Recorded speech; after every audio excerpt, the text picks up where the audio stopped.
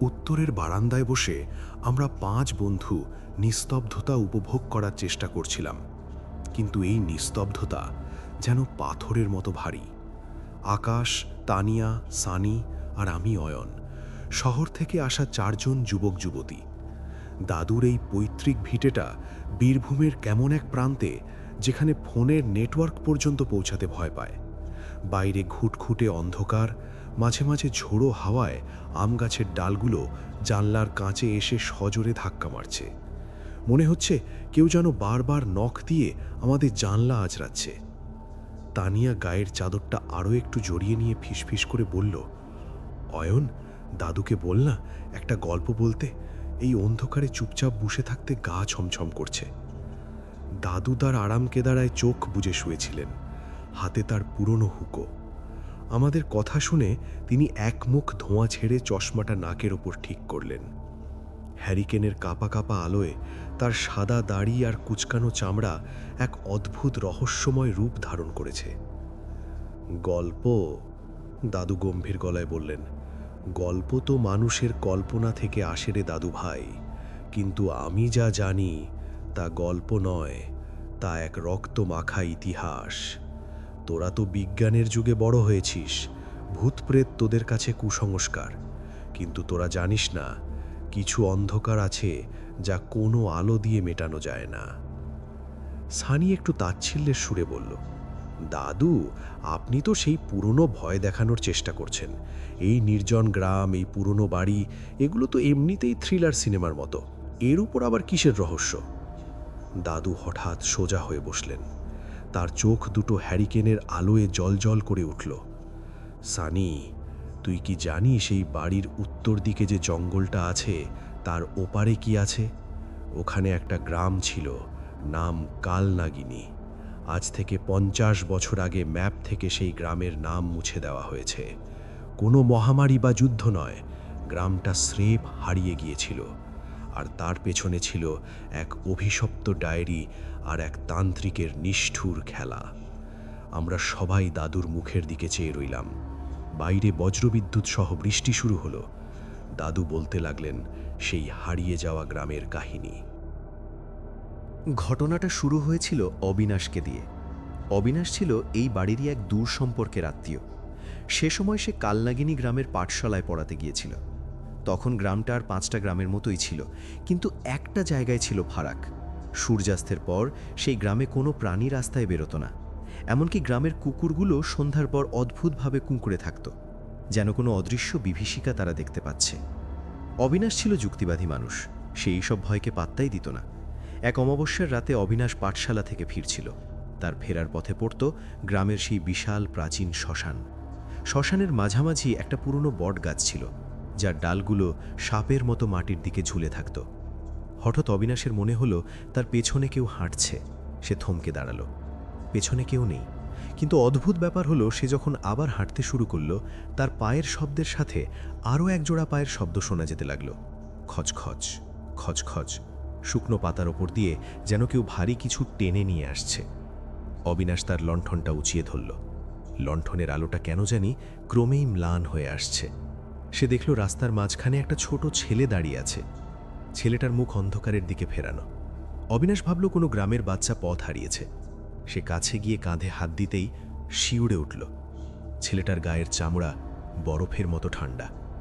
অবিনাশ ডাকল, খোকা, এখানে কি করছিস? বাড়ি যাবি না?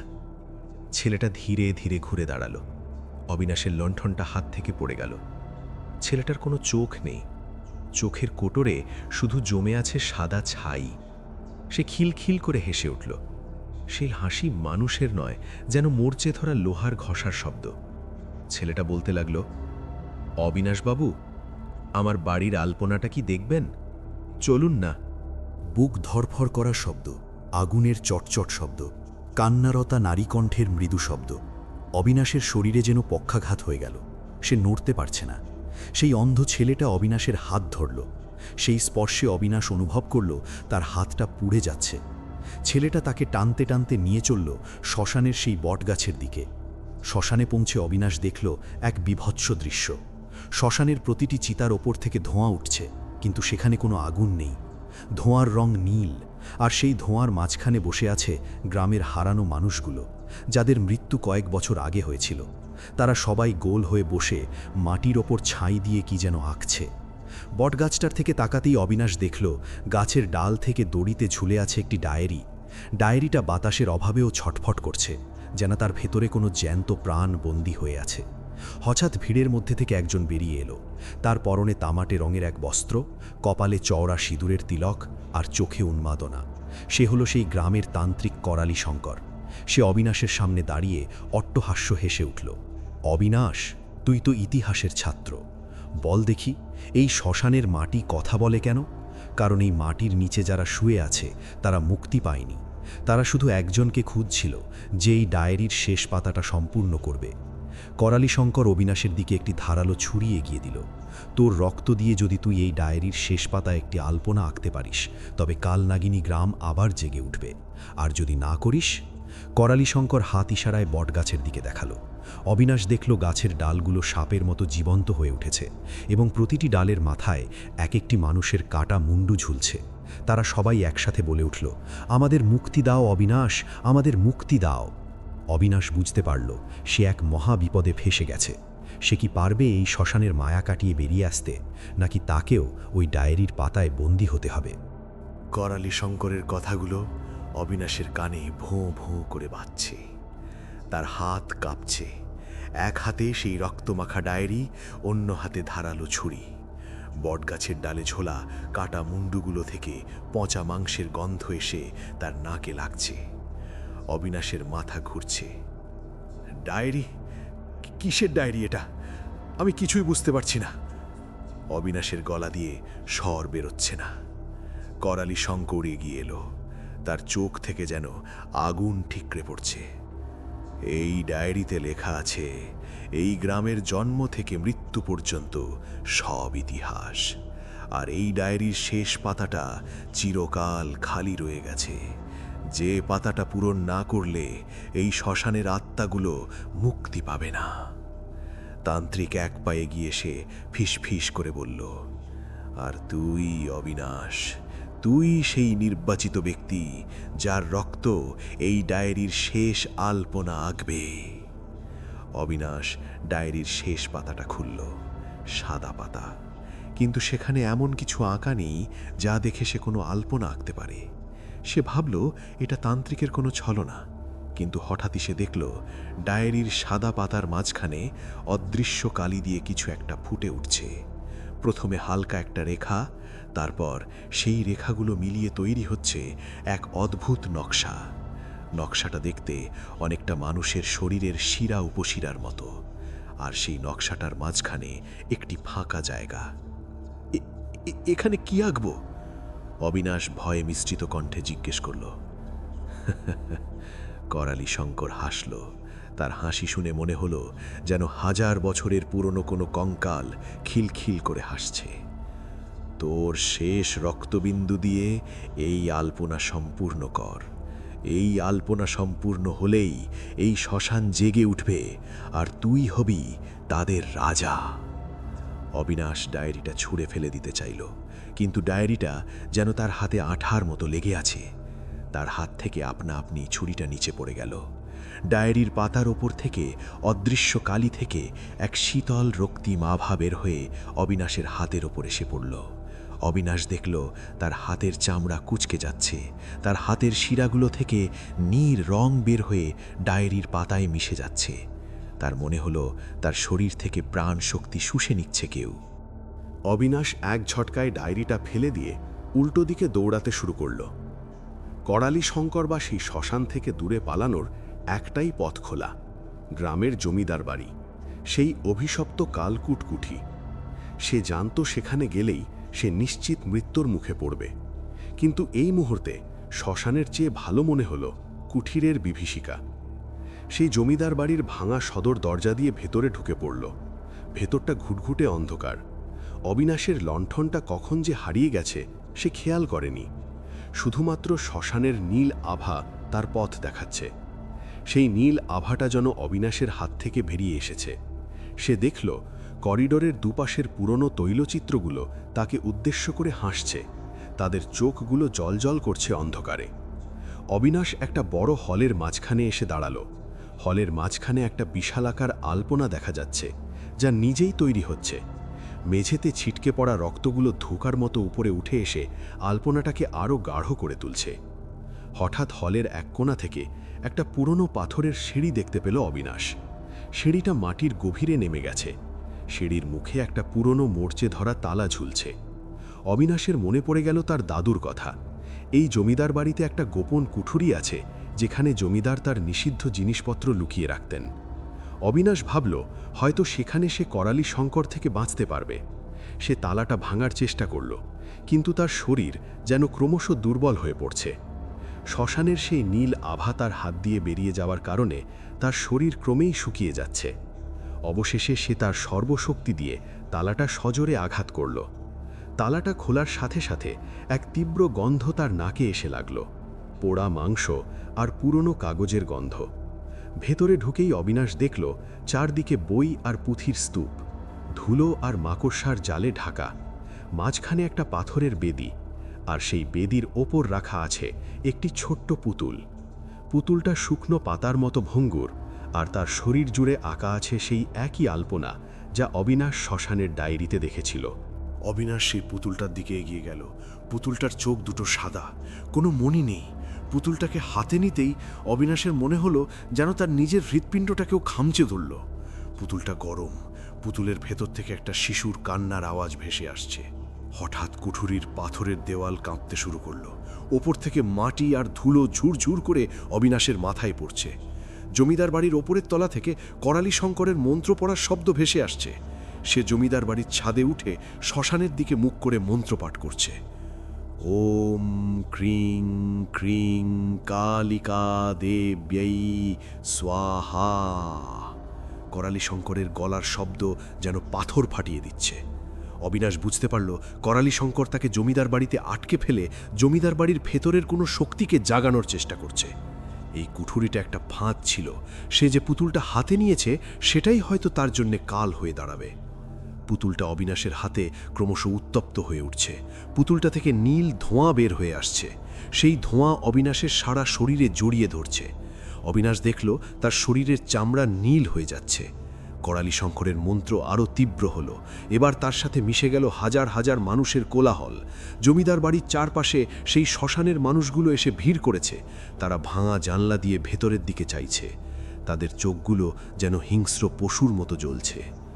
অবিনাশ সেই পুতুলটা নিচে ফেলে দিতে চাইল, কিন্তু তার হাত যেন পুতুলের সাথে জুড়ে গেছে। পুতুলটার শরীর থেকে নীল রঙের এক তরল বের হয়ে অবিনাশের হাতের শিরা দিয়ে তার শরীরে প্রবেশ করছে। করালি শঙ্কর দূর থেকে চিৎকার করে বলল, অবিনাশ, তোর রক্ত দিয়ে আমি কালনাগিনী গ্রামকে আবার জাগিয়ে তুলব। তোর শরীর হবে সেই অভিশপ্ত দেবতার নতুন আধার। শ্মশানতলার আত্মাগুলো এবার মুক্তি পাবে তোর রক্ত দিয়ে। অবিনাশ দেখল তার চোখের সামনে কুঠুরির মেঝেতে সেই পুতুলটার মতোই একটি বিশাল আলপনা তৈরি হচ্ছে। সেই আলপনাটা নীল রঙের রক্ত দিয়ে আঁকা হচ্ছে, আর সেই আলপনার মাঝখানে একটি ছোট্ট ফাঁকা জায়গা। অবিনাশ কুঠুরির পাথরে মেঝেতে পড়ে আছে। তার সারা শরীর নীল হয়ে গেছে। শিরাগুলো যেন ফেটে বেরিয়ে আসতে চাইছে। তার চোখের সামনে যে আলপনাটা তৈরি হচ্ছিল সেটা এখন জীবন্ত। আলপনার নকশাগুলো থেকে একটা ধোঁয়াটে ছায়া বেরিয়ে এসে অবিনাশের চারপাশ ঘিরে ধরল। অবিনাশ চাইল চিৎকার করতে, কিন্তু তার মুখ থেকে কোনো শব্দ বেরোলো না। পরিবর্তে এক তপ্ত নিঃশ্বাস তার কানের কাছে ফিসফিস করে উঠল, সময় শেষ অবিনাশ, রাজা আসছে। বাইরে তখন প্রলয় শুরু হয়েছে। কালনাগিনী গ্রামের সেই শ্মশান থেকে আসা মিছিলটা এখন জমিদার বাড়ির দোরগোড়ায়। হাজার হাজার আত্মা, যাদের হাতে জ্বলন্ত মশাল, কিন্তু সেই মশালে কোনো তাপ নেই, আছে শুধু এক হিম শীতল নীল আলো। তারা সবাই এক সুরে গান গাইছে, এক আদিম বিভৎস গান। করালি শঙ্কর বাড়ির ছাদ থেকে লাফিয়ে নিচে নামল। তার শরীরে যেন অসুরের শক্তি। সে হলের মাঝখানে এসে অবিনাশের কলার ধরে তাকে হিড় হিড় করে টেনে সেই আলপনার মাঝখানে বসিয়ে দিল। দেখ অবিনাশ, এই আলপনার শেষ বিন্দুটা তোর হৃৎপিণ্ডের রক্ত দিয়ে আঁকা হবে, আর তখনই এই মৃতরা আবার প্রাণ ফিরে পাবে মানুষের মাংসের লোভে। অবিনাশ দেখল আলপনার ফাঁকা জায়গাটা ঠিক তার বুকের নিচে। আলপনার নকশাগুলো সাপের মতো নড়াচড়া করছে, তারা যেন মুখ হাঁ করে আছে অবিনাশের রক্তপান করার জন্য। অবিনাশের ঝাপসা চোখে ধরা পড়ল হলের জানলা দিয়ে শ্মশানের সেই অন্ধ ছেলেটা তাকিয়ে আছে, তার মুখে সেই পৈশাচিক হাসি। গল্প বলতে বলতে দাদু হঠাৎ থেমে গেলেন। বারান্দায় রাখা হ্যারিকেনটা এক ঝটকায় নিভে গেল। আমরা 4 বন্ধু অন্ধকারে দাদুর নিঃশ্বাসের শব্দ শুনতে পাচ্ছি। বাইরে বৃষ্টির শব্দ এখন আরও প্রকট। সানি কাঁপা গলায় বলল, দাদু, তারপর অবিনাশ কি মারা গিয়েছিল? তান্ত্রিক কি সফল হয়েছিল? দাদু কিছুক্ষণ চুপ করে রইলেন। তারপর অন্ধকারে একটা দেশলাই জ্বালালেন। আগুনের শিখায় দাদুর চেহারাটা যেন এক মুহূর্তের জন্য সেই তান্ত্রিক করালি শঙ্করের মতো লাগল। তিনি ধীর গলায় বললেন, অবিনাশ মরেনি রে, কারণ সেই আলপনা সম্পূর্ণ করার জন্য শুধু রক্তের প্রয়োজন ছিল না, প্রয়োজন ছিল এক অটুট বিশ্বাসের। অবিনাশ যখন মরার জন্য প্রস্তুত, ঠিক তখন সে তার পকেটে হাত দিয়ে একটা পুরনো তামার কবজ খুঁজে পেল। সেটা তার মা তাকে দিয়েছিলেন ছোটবেলায়। দাদু আবার তামাক টানলেন। কিন্তু সমস্যা হল, শ্মশান যাকে একবার স্পর্শ করে সে আর কোনোদিন সাধারণ মানুষ হয়ে ফিরে পায় না। অবিনাশ সেই ঘর থেকে বেরিয়ে আসতে পেরেছিল ঠিকই, কিন্তু সে সাথে করে নিয়ে এসেছিল সেই অভিশপ্ত ডায়েরি আর সেই নীল রক্ত। আকাশ অবাক হয়ে জিজ্ঞেস করল, কিন্তু দাদু, আপনি এইসবে তো নিখুঁতভাবে জানলেন কিভাবে? আপনি কি তখন সেই গ্রামে ছিলেন? দাদু হাসলেন। তার সেই হাসিতে আমাদের সবার বুক কেঁপে উঠল। আমি কি বলিনি সানি, কিছু অন্ধকার কোনো আলো দিয়ে মেটানো যায় না? অবিনাশ আমার অনেক আপন ছিল, এতটাই আপন যে তার হাতের সেই নীল রক্তের দাগ আজও আমি এই বাড়িতে দেখতে পাই। দাদু তার হাতের তালুটা হ্যারিকেনের আলোর সামনে ধরলেন। আমরা আতঙ্কে সিটিয়ে গেলাম। দেখলাম দাদুর হাতের শিরাগুলো কুচকুচে নীল রঙের, ঠিক যেমনটা তিনি অবিনাশের ক্ষেত্রে বর্ণনা করেছিলেন। দাদুর হাতের সেই নীল শিরাগুলো দেখে আমরা কেউ কথা বলতে পারছিলাম না। তানিয়া কান্না ভেজা গলায় বলল, দাদু, আপনি আপনি কি অবিনাশ? দাদু উত্তর দিলেন না। তিনি শুধু জানলার বাইরের অন্ধকারের দিকে আঙুল তুললেন। ওই দেখ, তারা আবার এসেছে। 50 বছর ধরে তারা অপেক্ষা করছে সেই আলপনা সম্পূর্ণ করার জন্য। আজ রাতে এই বাড়িতে 5 জন মানুষ আছে। এক একজনের রক্ত দিয়ে যদি এক একটি পাপড়ি আঁকা হয়, তবেই তো কালনাগিনী গ্রাম মুক্তি পাবে। হঠাৎ পুরো বাড়িটা কাঁপতে শুরু করলো। বারান্দার কাঠের মেঝে থেকে নীল ধোঁয়া উঠতে শুরু করেছে। আমরা বুঝতে পারলাম দাদু আমাদের গল্প শোনাননি, তিনি আমাদের এই অভিশপ্ত যজ্ঞের অংশ হিসাবে ডেকে এনেছেন। আমাদের চারপাশ দিয়ে সেই নীল ছায়াগুলো দেওয়াল ফুঁড়ে বেরিয়ে আসছে। তারা অবিনাশের সেই পুরনো ছায়ার মতো আমাদের দিকে ধারালো কাটারি উঁচিয়ে ধরছে। দৌড়ো! আকাশ চিৎকার করে উঠল। আমরা যে যার মতো অন্ধকারের দিকে দৌড়াতে শুরু করলাম, কিন্তু করিডোরগুলো যেন অন্তহীন। যে দরজায় হাত দিচ্ছি সেটাই লক হয়ে যাচ্ছে। পেছনের বারান্দা থেকে দাদুর অট্টহাসি শোনা যাচ্ছে। সেই হাসি আর দাদুর নেই, সেটা এখন তান্ত্রিক করালি শঙ্করের পৈশাচিক চিৎকার। আমি দৌড়াতে দৌড়াতে সেই পুরনো হলের মাঝখানে এসে পড়লাম, যেখানে সেই বিশাল আলপনাটা আজও মেঝের ওপর আঁকা আছে। আলপনাটা এখন আর ধুলোবালি মাখা নয়, সেটা এখন তাজা নীল রক্তে টলটল করছে। আর আলপনার ঠিক মাঝখানে 5টি ফাঁকা জায়গা। 4টি জায়গা আমাদের 4 বন্ধুর জন্য, আর একটি কার জন্য। আমি পেছনে তাকিয়ে দেখলাম দাদু দাঁড়িয়ে আছেন, তার হাতে সেই পুরনো ডায়েরিটা। তিনি বিড়বিড় করে কিছু একটা পড়ছেন। তার গলার স্বর এখন আর মানুষের মতো নয়। প্রতিটি শব্দের সাথে সাথে মেঝের আলপনা থেকে একটা করে নীল হাত বেরিয়ে আসছে আমাদের পা ধরার জন্য। আকাশ তার ব্যাগ থেকে একটা ছোট্ট দেশলাই বের করল। অয়ন, দাদু বলেছিলেন এই সব কিছুর মূলে ওই ডায়েরিটা, ওটা পুড়িয়ে দিলেই হয়তো সব শেষ হবে। কিন্তু দাদু যেন আমাদের মনের কথা পড়ে ফেললেন। তিনি অট্টহাসি হেসে বললেন, এই ডায়েরি আগুনের ঊর্ধ্বে রে আকাশ, একে শেষ করতে হলে প্রয়োজন এমন একজনের জীবন যার ধমনীতে এই পরিবারের রক্ত বইছে। আমি বুঝতে পারলাম দাদু কি বলতে চাইছেন। এই অভিশাপ শেষ করতে হলে আমাকে বা দাদুকে ওই আলপনার মাঝখানে শেষ রক্তবিন্দু দিতে হবে। কিন্তু দাদু নিজেকে উৎসর্গ করতে চান না। তিনি চান আমাদের জীবন দিয়ে কালনাগিনী গ্রামকে জাগাতে। ঠিক তখনই সিঁড়ির উপরে একটা ছায়া দেখা গেল। সানি, সানির হাতে একটা পুরনো তামাটে কলস। সে ওপর থেকে চিৎকার করে বলল, দাদু, আপনি ভুলে গেছেন অবিনাশবাবু জমিদার বাড়ির গোপন কুঠুরিতে শুধু ডায়েরি পাননি, পেয়েছিলেন তান্ত্রিকের সেই গোপন মন্ত্র। সানি কলস থেকে কিছু একটা পাউডার হলের সেই আলপনার ওপর ছড়িয়ে দিল। মুহূর্তের মধ্যে নীল রক্তে আগুন ধরে গেল, কিন্তু সেই আগুন লাল নয়, তা ছিল তীব্র সাদা। না, কি করলি তুই? দাদু চিৎকার করে উঠলেন। সেই সাদা আগুন ডায়েরিটার দিকে এগিয়ে যেতে লাগল। দাদু ডায়েরিটা বুক দিয়ে আগলে ধরলেন, কিন্তু আগুনের শিখা যেন ডায়েরিটাকে নয়, দাদুকে লক্ষ্য করে এগোচ্ছে। দাদুর চামড়া পুড়তে শুরু করল, কিন্তু সেখান থেকে কোনো ধোঁয়া বেরোচ্ছে না, পরিবর্তে বেরোচ্ছে সেই পুরনো শ্মশানের নীল ধোঁয়া। হঠাৎ তানিয়া ওপর থেকে নিচে পড়ে গেল।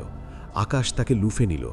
আমরা চারজন মিলে হলের সদর দরজার দিকে দৌড়াতে শুরু করলাম। পেছনে শুনতে পাচ্ছিলাম দাদুর সেই পৈশাচিক চিৎকার, যা ধীরে ধীরে এক বিষণ্ণ কান্নায় পরিণত হচ্ছে। দাদু আর তান্ত্রিক নন, তিনি এখন সেই অবিনাশ যে 50 বছর ধরে এই অভিশাপ বয়ে বেড়াচ্ছিল। তিনি চিৎকার করে বললেন, পালা অয়ন, এই বাড়ি ধ্বংস হতে চলেছে, শ্মশান তার পাওনা বুঝে নিচ্ছে। আমরা যখন বাড়ির সদর ফটক পেরিয়ে গ্রামের মেঠো পথে পা রাখলাম, ঠিক তখনই এক বিকট শব্দে জমিদার বাড়িটা ধূলিসাৎ হয়ে গেল। আমরা পেছনে ফিরে তাকালাম না, দৌড়াতে থাকলাম যতক্ষণ না ভোরে প্রথম আলো পূব আকাশে দেখা দিল। সূর্য যখন উঠল, আমরা দেখলাম আমরা সেই প্রাচীন শ্মশানতলার বটগাছের নিচে দাঁড়িয়ে আছি। কিন্তু অদ্ভুত ব্যাপার, সেখানে কোনো বাড়ি নেই, কোনো ধ্বংসস্তূপ নেই, চারদিকে শুধু ধু ধু করা মাঠ আর শ্মশানের ছাই। মনে হলো গত রাতে যা ঘটেছিল তা কোনো এক কুৎসিত দুঃস্বপ্ন। তানিয়া তার হাতের দিকে তাকালো, সেখানে কোনো আঘাতের চিহ্ন নেই। সানির হাতের সেই কলসটাও উধাও। আমরা কি তবে সবাই একসাথে কোনো মায়াজালে আটকা পড়েছিলাম? হঠাৎ আমার পকেটে কিছু একটা ভার ঠেকল। আমি হাত ঢুকিয়ে বের করে আনলাম সেই পুরনো ডায়েরিটা। ডায়েরিটা এখন আর পুরনো নয়, একদম নতুনের মতো। আমি ভয়ে ভয়ে শেষ পাতাটা খুললাম। দেখলাম শেষ পাতায় একটি আলপনা সম্পূর্ণ করা হয়েছে, কিন্তু সেই আলপনাটি রক্ত দিয়ে নয়, কালো কালিতে আঁকা। আর সেই আলপনার নিচে ছোট করে লেখা আছে, গল্পটি শেষ হলো না, যে এই ডায়েরিটি খুঁজে পাবে তার মাধ্যমেই শ্মশান আবার কথা বলবে। আমি ডায়েরিটা আকাশের দিকে তাকালাম। আকাশ, তানিয়া, সানি সবার চোখ মুখে এখন সেই একই নির্লিপ্ততা যা আমি দাদুর চোখে দেখেছিলাম। তাদের হাতের শিরাগুলো কি একটু নীল হয়ে উঠছে? আমরা চুপচাপ গ্রামের রাস্তার দিকে হাঁটতে শুরু করলাম। আমরা শহরে ফিরছি ঠিকই, কিন্তু আমাদের সাথে ফিরছে সেই কালনাগিনী গ্রামের অভিশপ্ত নিস্তব্ধতা। দাদুর আরামকেদারাটা আজও সেই বারান্দায় খালি পড়ে থাকে, কিন্তু গ্রামের মানুষ বলে অমাবস্যার রাতে আজও নাকি সেখান থেকে তামাকের গন্ধ আর ডায়েরির পাতা উল্টানোর শব্দ শোনা যায়। শ্মশানতলার সেই অভিশাপ কি সত্যি শেষ হয়েছে, নাকি তা নতুন কোনো শিকারের অপেক্ষায় আছে? উত্তর মিলবে পরবর্তী কোনো এক নিশুতি রাতে। বন্ধুগণ, কেমন লাগলো কালনাগিনী গ্রামের সেই অভিশপ্ত শ্মশানতলার কাহিনী? দাদুর সেই নীল শিরা আর আমাদের 4 বন্ধুর বেঁচে ফেরার এই লড়াই কি আপনাদের গায়ের লোম খাড়া করে দিয়েছে? যদি এই গল্পটি আপনাদের ভালো লেগে থাকে এবং এরকম আরও রহস্যময়, রোমহর্ষক আর গা ছমছমে বাংলা ভৌতিক গল্প শুনতে চান, তবে আমাদের ভৌতিক আলাপকে এখনই সাবস্ক্রাইব করে রাখুন। ভিডিওটি ভালো লাগলে একটি লাইক দিতে ভুলবেন না, আর কমেন্টে জানান আপনি কি বিশ্বাস করেন আজও আমাদের আশেপাশে এরকম কোনো অভিশপ্ত জায়গা লুকিয়ে আছে? আপনার জীবনের কোনো ভৌতিক অভিজ্ঞতা থাকলেও আমাদের সাথে শেয়ার করতে পারেন। দেখা হচ্ছে পরবর্তী কোনো এক নিশুতি রাতে নতুন কোনো রহস্য নিয়ে। ততক্ষণ সাবধানে থাকবেন, কারণ অন্ধকার কিন্তু সবসময় একা আসে না। ধন্যবাদ।